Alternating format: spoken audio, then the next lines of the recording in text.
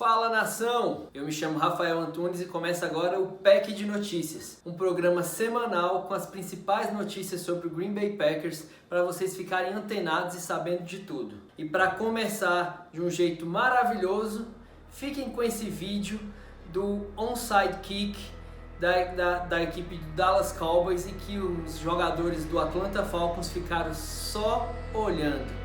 Vê se não é uma coisa totalmente ridícula. You don't have to wait for it to go 10 yards. You can attack it right there. Somebody could have came in and got it. You're just watching it go. Olamide Zaccheaus could have just... Solta a vinheta.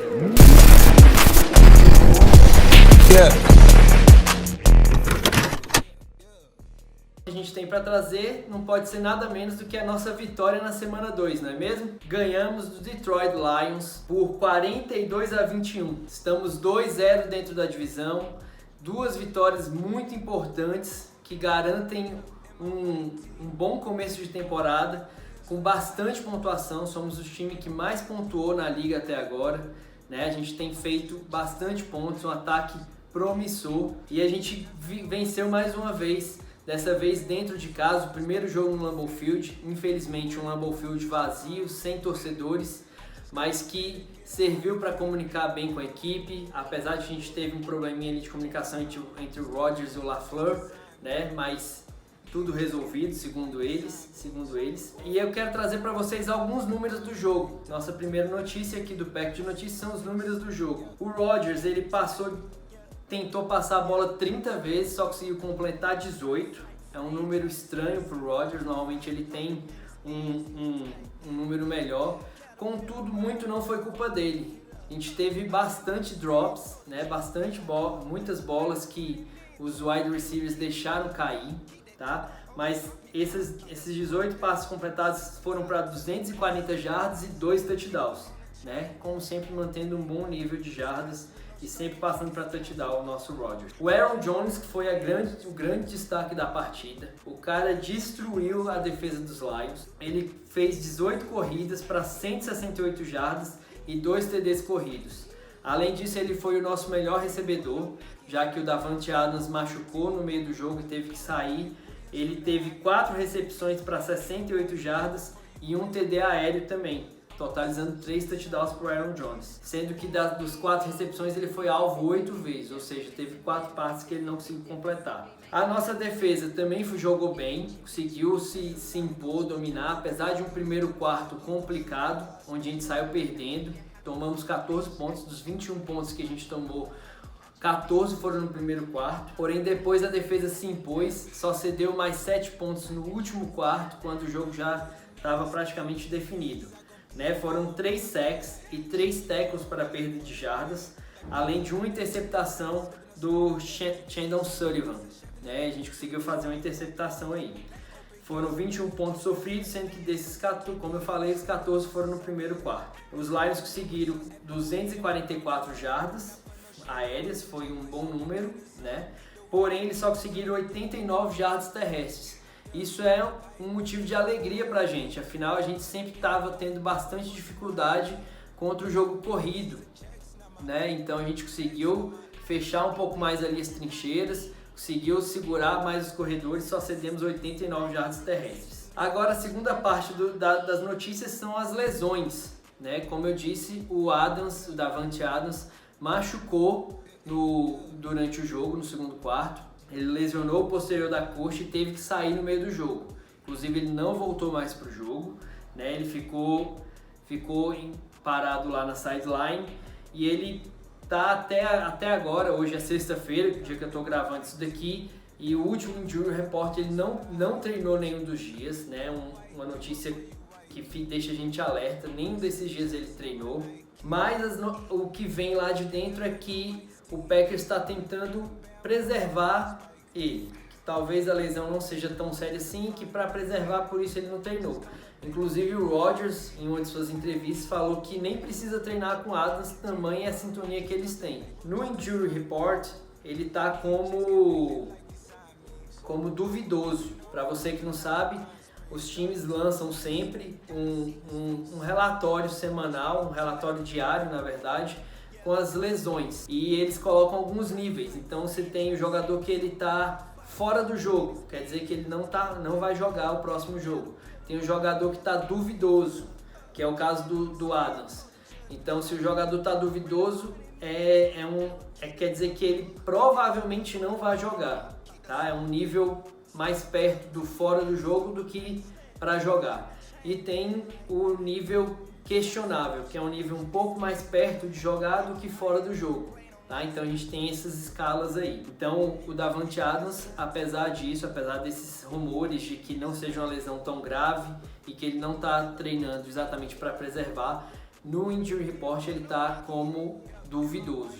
Então pode ser que ele não jogue, o que é uma grande preocupação para a gente, já que ele é nosso principal recebedor. Além dele, a gente tem outros 2 jogadores que estão como duvidosos. São eles o tight end Josiah DeGuara, que ele está com a lesão no tornozelo, e também o linebacker Randy Ramsey, que está com a lesão na virilha.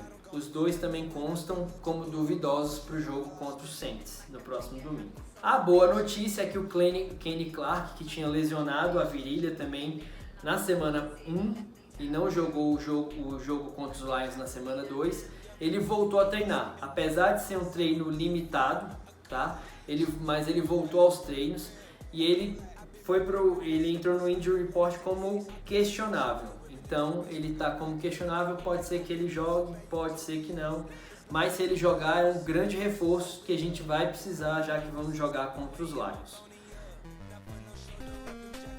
Além disso, a gente não teve grandes notícias essa semana, até porque o Packers assumiu uma postura de se resguardar mais, não soltar tantas notícias, não dar tantas coisas para os insiders, até porque muitos times falaram que vão se aproveitar do Twitter para poder saber o que os outros times estão passando, então o Packers assumiu essa postura. Foi o que eu falei pra galera. Se eles assumirem essa postura, não passar notícias, mas trouxerem o Vince Lombardi de volta para casa, tá tudo certo. Precisa falar nada durante a semana, mas ganhando o Super Bowl, tamo feliz. Como vocês sabem, domingo agora a gente vai jogar o Sunday Night Football, o horário nobre, vai ser contra o New Orleans Saints, tá? Então a gente tem esse jogo, o jogo vai começar, o kickoff, se não me engano, é às 9h20, vai ser transmitido pela ESPN, como todo o Sunday Night Football, e você pode assistir também pelo Vivo NFL Pass, tá? O Game Pass da Vivo. Então a gente vai enfrentar os Saints, vou trazer aqui alguns números para vocês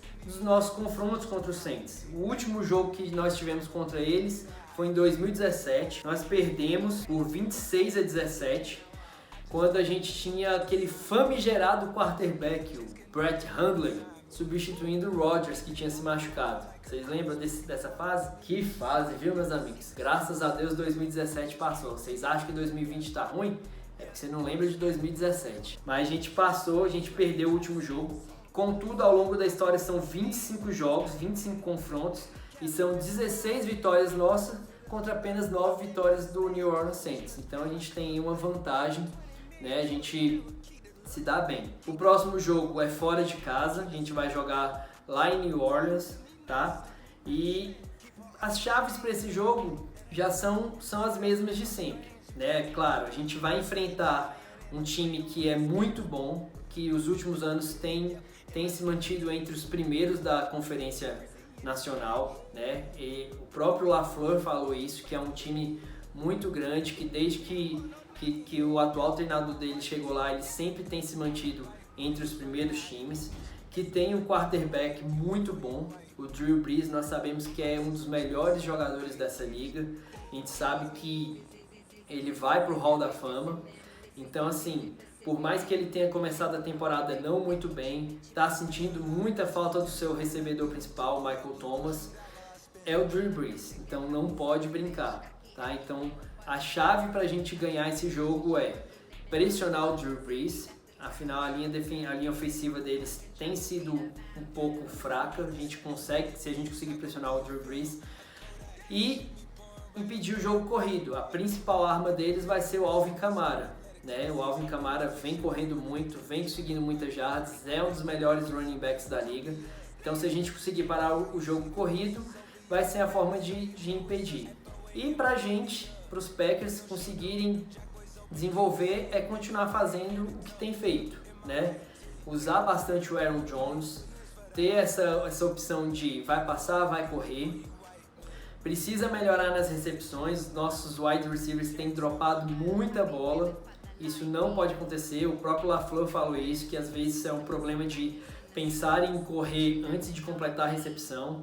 Então o Valdes-Scantling, principalmente, ele precisa entender que ele precisa primeiro firmar a bola na mão para depois pensar em correr e contar que o Adams jogue. Se o Adams jogar já é uma grande vitória pra gente, né? Porque a conexão entre Rodgers e Adams a gente sabe que é sensacional. Cara, essas são as principais notícias dessa semana. Como eu falei, não tem muitas coisas para falar, tá? Mas a gente vai trazer toda semana para vocês esse novo quadro, Pack de Notícias, para você estar sempre informado. Então, se você perdeu alguma coisa durante a semana, se você não conseguiu assistir o jogo, fica ligado aqui que a gente vai soltar todo sábado para vocês um episódio do Pack de Notícias, beleza? Eu me chamo Rafael Antunes e até mais, cara.